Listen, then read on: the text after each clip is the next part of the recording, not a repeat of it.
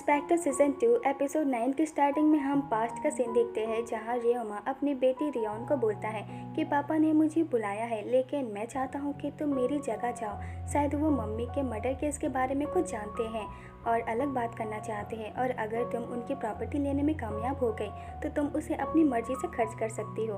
फिर प्रेजेंट में कोतो सबको बोलती है कि मुझे आपके आंसर में रैंक देने का काम दिया गया है, और हाँ, मैं जिसको कम रैंक दूंगी वो मुझसे नफरत नहीं करेगा, क्योंकि क्या पता वो नफरत में आकर क्या कर बैठे। तो रियोन पूछती है कि मेरे दादाजी ने आपको ही रैंक देने का काम क्यों दिया है। तो कोतो कोया और सुसुमु को बोलती है कि क्या तुम दोनों ने मेरे बारे में जानने की कोशिश नहीं की थी। तो सुसुमु बोलता है कि मैंने की थी, लेकिन सारी इन्वेस्टिगेशन कंपनी ने मना कर दिया। इसका मतलब ये है कि आप काफ़ी खास हो। और कोया बोलता है कि आप जिस हाई स्कूल में हो उसमें मेरे डैड क्लब मेंबर हैं, और उन्होंने मुझे बताया कि चाहे जो हो जाए आपको दुश्मन न बनाए। ये सुनकर कोतो को बुरा लगता है, लेकिन फिर वो कुरो को इंट्रोड्यूस करती है कि ये मेरा असिस्टेंट नहीं है, मेरे साथ पढ़ते हैं, और ये मेरे BF है और मेरा बॉयफ्रेंड, और मैं इस प्यारे से होटल में रह रहे हैं। सीधी बात यह है कि हम दोनों यहाँ मज़े करने आए हैं, और जिस रूम में हम रह रहे हैं उसका बाथटब बहुत बड़ा है, हम दोनों एक साथ उसके अंदर जा सकते हैं, और ये मेरे मेन पॉइंट के अंदर अपनी फिंगर डाल के उसे साफ कर सकते हैं। ये सुनकर कुरो कोतो के मुंह में पिलो मारता है चुप कराने के लिए।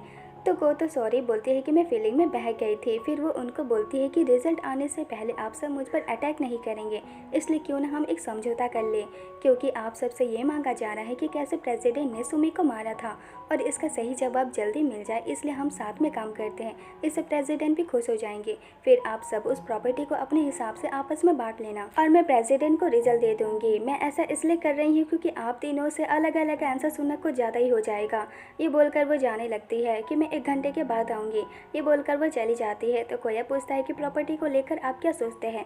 तो सुजुमु बोलता है कि मुझे बस प्रॉपर्टी चाहिए, अगर वो मुझे मिल जाए तो मुझे रैंक की कोई परवाह नहीं है। लेकिन करुको का क्या ख्याल है। तो कोया बोलता है कि करुको को ये अच्छा नहीं लगा कि सिर्फ तुम्हें और रियोमा को उसे फ़ायदा मिल रहा है, क्योंकि प्रेसिडेंट को आप दोनों से लगाव है, और उसे ऐसा लगता है कि उसके डैड उसे उतना प्यार नहीं करते हैं। तो सुजुमु बोलता है कि करुको को बस मुझसे और मेरे भाई से जीतने की खुशी चाहिए। तो कोया रियोन से पूछता है कि इसमें तुम्हारे डैड का क्या ख्याल है। तो सुजुमु बोलता है कि इसके बारे में मेरे भाई से ना पूछो, क्योंकि उसे तो ये प्रॉपर्टी सर दर्द लगेगा, इसलिए रियोन को जितना चाहिए वो ले सकती है। तो रियोन बोलते हैं कि अगर आप डैड को इतने अच्छे से जानते हैं तो आप दोनों की बनती क्यों नहीं है। तो सुजुमु बोलता है क्योंकि मैं उसे समझता हूँ, लेकिन वो मुझे नहीं समझता।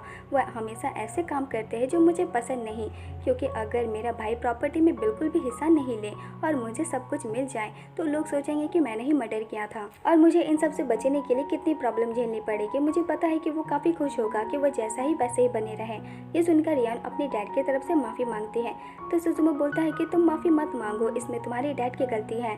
तो रियोन बोलती है तो क्यों न हम अंकल कोया को फर्स्ट रैंक दे दें, ताकि आंटी करुको को उनकी शान वापस मिल जाए। फिर आप लोग उस प्रॉपर्टी को कैसे बांटना ये सोच सकते हैं, क्योंकि मुझे तो कोई से भी रैंक मिल जाए मुझे कोई फ़र्क नहीं पड़ता। तो कोया बोलता है कि मुझे भी इससे कोई प्रॉब्लम नहीं है, क्योंकि करुको भी इससे खुश हो जाएगी। ये सुनकर सुजुमु भी कोया को फर्स्ट रैंक देने के लिए मान जाता है। तो रियोन बोलती है कि क्या इन सब का कोई आंसर भी है, क्योंकि अगर दादाजी खूनी है तो वो खुद ही क्यों नहीं बता देते कि उन्होंने दादी को कैसे मारा था। वो हमसे इतना मेहनत क्यों करवा रहे हैं। मुझे लगता है कि वो कुछ ऐसा जानते हैं जो वो अब सामने लाना चाहते हैं, और शायद वो हमें यही समझाना चाहते हैं। फिर नेक्स्ट सीन में कोतो उन सबको बोलती है कि नहीं, आप लोग कुछ ज़्यादा ही सोच रहे हैं, प्रेसिडेंट ही खूनी, ये बात सच है। लेकिन उन्हें लगता है कि अगर वो बता देंगे कि उन्होंने सुमी को कैसे मारा था तो आप उनका यकीन नहीं करोगे, इसलिए वो चाहते हैं कि आप खुद इसका पता लगाओ, और इसका आंसर सच में है। अगर आप सच की खोज करेंगे तो आंसर तक जरूर पहुंच जाएंगे। फिर वो हाथ से एक जानकारी देती है कि 23 साल पहले सुमी सान 7 बजे एक मसाज क्लिनिक में गई थी, और उस टाइम उनके पास कोई कार नहीं था। तभी एक चोर आके उन्हें चाकू मारा और भाग गया, और जब वहाँ के रहने वाले लोग उनकी चीखें सुनकर बाहर आए तब तक सुमी मर चुकी थी। और सुमी सैन की आदत थी अपने वॉलेट में हमेशा 1 मिलियन यान रखने का, इसलिए पुलिस का कहना था कि ये चोरी और खून का केस है। फिर बाद में पुलिस इस नतीजे पर आ ही गई कि ये बस मर्डर था। चोर मर्डर करने के इरादे से आया था, क्योंकि सुमी सैन के साथ जो काम करने वाले लोग थे वो भी उनसे नफरत करते थे, और कोया कुन और करोके के पास उन्हें उन्हें मारने की वजह थी और उनका पूरा परिवार जानता था कि सुमी सेन महीने में एक बार मसाज क्लिनिक जाती है। इसलिए हो सकता है कि आपने उनको मारने का प्लान बनाया हो, क्योंकि सुमी आप दोनों की शादी के खिलाफ थी और रियोमा और सुजुमो भी जो करना चाहते थे वो उनके भी खिलाफ थे। इसलिए प्रेसिडेंट को आप सब पर दया आ गई। तो सुजुमो बोलता है कि एक टाइम था जब मैंने और मेरे भाई ने ये सोचा था कि अगर मम्मी चली जाए तो अच्छा होगा।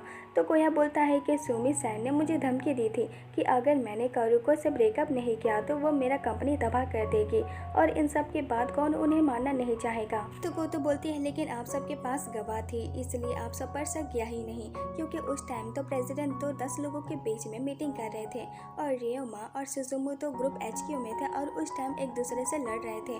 तो सुजुमो बोलता है कि मेरा भाई मम्मी से छुपकर एक फेमस रेस्टोरेंट में कुकिंग की ट्रेनिंग ले रहे थे और मैं उनका असिस्टेंट था, इसलिए ये राज मैंने खोल दिया जिससे उन्हें ऑफिस बुलाया गया था और ग्रुप संभालने का काम उनसे जबरदस्ती करवाया गया, जबकि मैं ये करना चाहता था, इसलिए हमारे बीच में लड़ाई होती थी। तो कोतो बोलती है लेकिन आप दोनों उससे पहले ऑफिस में नहीं लड़ रहे थे, इसलिए आप दोनों पर शक नहीं किया।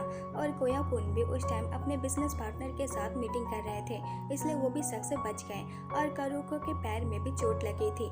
तो कोया बोलता है कि हाँ वो दोपहर में कहीं गिर गई थी, वो आराम तो कर रही थी लेकिन शाम तक उसका सूजन बढ़ गया, इसलिए मैं उसे हॉस्पिटल ले गया था और तभी हमें पता चला कि उसका लेफ्ट पैर टूट गया है। तो कोतो बोलती है कि और कारुको के साथ ये सब हुआ इसलिए वो भी शक के घेरे से बच गए, क्योंकि उसे चोट लगी थी इसलिए वो सुमी का मर्डर करके भाग नहीं सकती थी। ये सुनकर रियोन गुस्सा हो जाती है और बोलती है कि आप कुछ ज्यादा ही बोल रही है, क्योंकि कारुको आंटी को छोड़ के ये सब दादी के मर्डर में शामिल थे और दादाजी बस सही मौके का वेट कर रहे थे जब सब कहीं बिजी हो और फिर उन्होंने दादी को मार दिया। अब यही बोलना चाहती हो ना?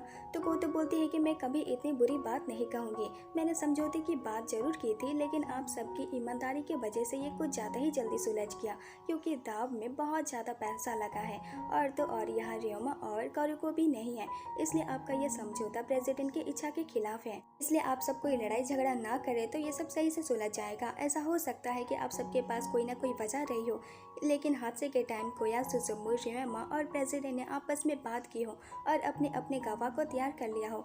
क्या अब आप सबको ये सब सुनकर मजा आ रहा है? ये सुनकर रियोन को बहुत गुस्सा आता है और वो बोलती है कि दादाजी प्रॉपर्टी को लेकर कभी उल्टा सीधा फैसला नहीं करेंगे, लेकिन आप में बड़ी हिम्मत है इन सब बातों को मजे में लेने की, आप सच में बहुत बुरी हैं। फिर वो बोलती है कि अगर ये चारों खूनी है तो गेम का कोई मतलब नहीं बनता, क्योंकि मेरे सारे अंकल को पता होगा कि दादाजी ने खून कैसे किया था। तो गोतो बोलती है कि मुझे नहीं लगता कि ये चारों खूनी है, क्योंकि प्रेसिडेंट भी इस बात से इनकार करते हैं, लेकिन उन्होंने कहा था कि गुनहगार को सजा जरूर मिलेगी। ये सुनकर सुजुमो अपनी गलती मान लेता है और बोलता है कि मैंने और मेरे भाई ने मिलकर मम्मी को मारने का प्लान बनाया था, लेकिन हमारी प्लानिंग के बीच में ही मम्मी मर गई थी, इसलिए हम कुछ नहीं कर पाए थे। ये सुनकर रियोन एकदम शॉक हो जाती है कि उसके पापा ने ये प्लान सोचा था। फिर वो बोलती है लेकिन आप दोनों के बीच तो लड़ाई हो रही थी। तो कोतो बोलती है क्योंकि इन दोनों की बनती नहीं थी, इसलिए कोई नहीं सोचेगा कि ये गुनहगार है, लेकिन इन दोनों की सोच एक ही थी और जिस दिन हादसा हुआ उस दिन आप दोनों बहुत जोर जोर से लड़ रहे थे, जिससे सबको पता चल गया था, इसलिए आपके पास बहुत सारे गवाह थे। लेकिन ऐसा भी तो हो सकता है कि उस टाइम आप दोनों सिर्फ लड़ने का नाटक कर रहे थे, आपने अपने लड़ने की वॉइस रिकॉर्ड करके उस ऑफिस में प्ले कर दिया हो और इसी बीच दूसरे ने जाकर सुमी सेन का मर्डर कर दिया हो। तो सुजुमो बोलता है कि हमने यही सोचा था, लेकिन हमें कुछ और चीजें भी करनी थी जिससे किसी और पे शक न जाए, इसलिए हम सबके सामने लड़ रहे थे। तभी एक स्टाफ ने आके बताया कि हमारी मम्मी मर गई है। तो वो तो बोलती है कि क्या आपने कभी सोचा था कि प्रेसिडेंट ने ये खून किया होगा? तो सुजुमो बोलता है कि हाँ, लेकिन पापा के पास गवाह थे और कोई सबूत भी नहीं था, इसलिए मम्मी का खून को चोरी का नाम दिया गया, और अगर पापा ने ये खून नहीं किया है तो शायद वो मेरे मुंह से सच सुनने के लिए ये सब कर रहे हैं, और शायद मेरे भाई को उसका पता चल गया था, इसलिए उन्होंने रियोन को भेजा था कि रियोन को सच पता चले। लेकिन अपनी गलती को मानने के बाद मुझे काफी अच्छा लग रहा है।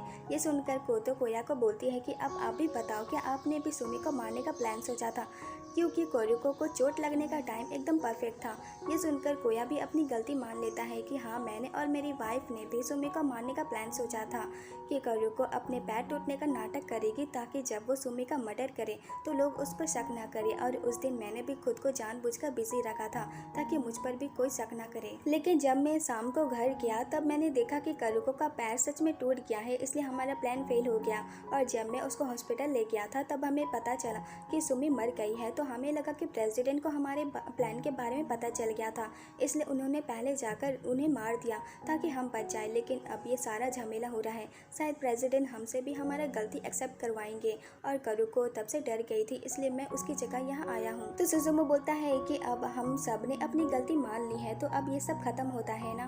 तो कोतो बोलती है कि अभी नहीं, क्योंकि आप सब ने पहले क्या किया था वो सब पुरानी बात हो गई है। मुझे इन सब में कोई इंटरेस्ट नहीं है, क्योंकि प्रेसिडेंट को ये आंसर चाहिए कि उन्होंने कैसे सुमी को मारा था। ये सुनकर सुजुमो गुस्सा होकर बोलता है, तो फिर हमसे हमारी गलती क्यों मनवाई गई। तो कोतो बोलती है, क्योंकि आप सबको टेंशन था कि आप अपनी गलती कैसे छुपाएंगे, जिसकी वजह से आपने कोई भी आंसर नहीं सोचा था। और मुझे यकीन था कि इतने सारे राज दफन होने से रियोन भी कुछ नहीं सोच पा रही होगी, इसलिए मैंने सोचा कि अगर ये खत्म नहीं हुआ तो आगे की स्टार्टिंग ही नहीं होगी। इसलिए अब आप सब ध्यान से सोचिए कि कैसे प्रेसिडेंट ने सुमी को मारा था। और यही एपिसोड 9 खत्म हो जाता है। फिर मिलता है नेक्स्ट वीडियो में, तब तक के लिए सायोनारा।